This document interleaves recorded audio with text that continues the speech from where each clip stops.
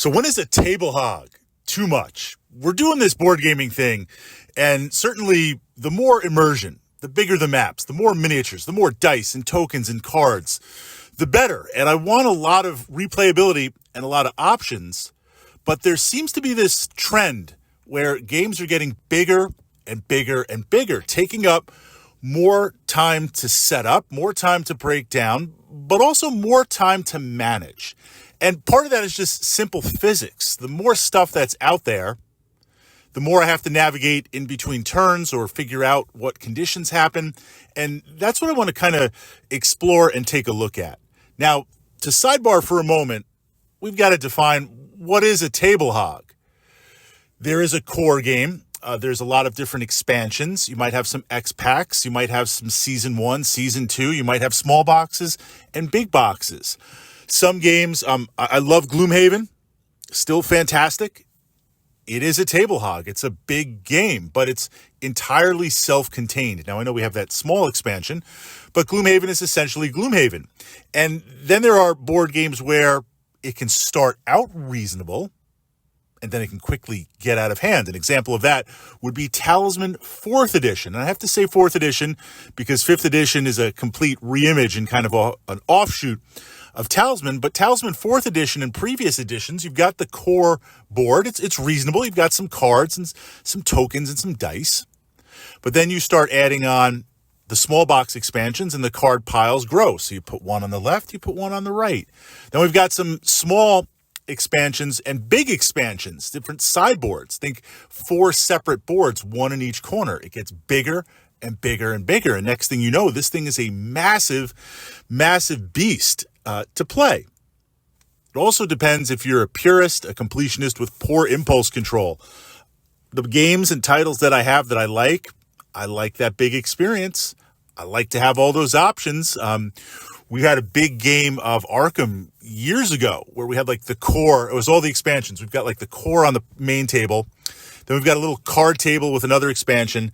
Then in the hallway, we've got another expansion going, and you could kind of jump from expansion to expansion. Sometimes a little bit much is too much, but hey, it was a pretty awesome experience.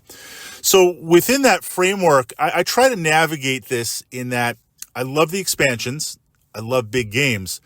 But a table hog, once it reaches a certain point, it pulls away from the immersion of the game. And what I mean by that is we're doing this board game thing, and at some point you're pulled into the board game, hopefully pretty quickly. And it's this kind of alchemy of the narrative, the rules, the artwork, the physical components. You're in the game. And we're making our strategies, we're immersing ourselves in that, whether it's co-op or against the game itself or one versus many, whatever that manifestation is going to be, you are there in the moment. It's almost like kind of an RPG type experience where we're living it. But then, and this isn't a criticism of board games, like stuff happens. I don't remember every rule, or you want to have a certain strategy and wonder if this is going to work. So you kind of look at a combo, you look at what's going on. Things like that start to happen. And what you begin to see is you have to kind of find some cards, find some tokens, look something up.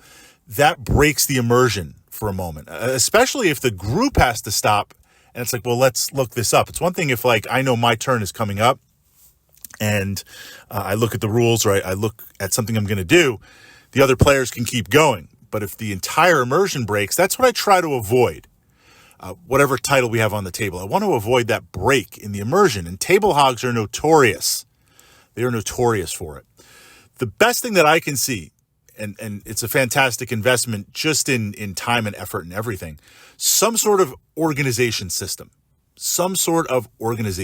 Now, 2 games. I love both of these titles, so I'm not like dissing on one and heaping praises on the other. It is what it is.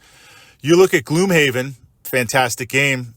You got to come up with some sort of organization. I mean, just putting it in little baggies or doing something like that, it's just not going to work. You could go with a formal system, or you could kind of foam it out yourself or do something, but you need something.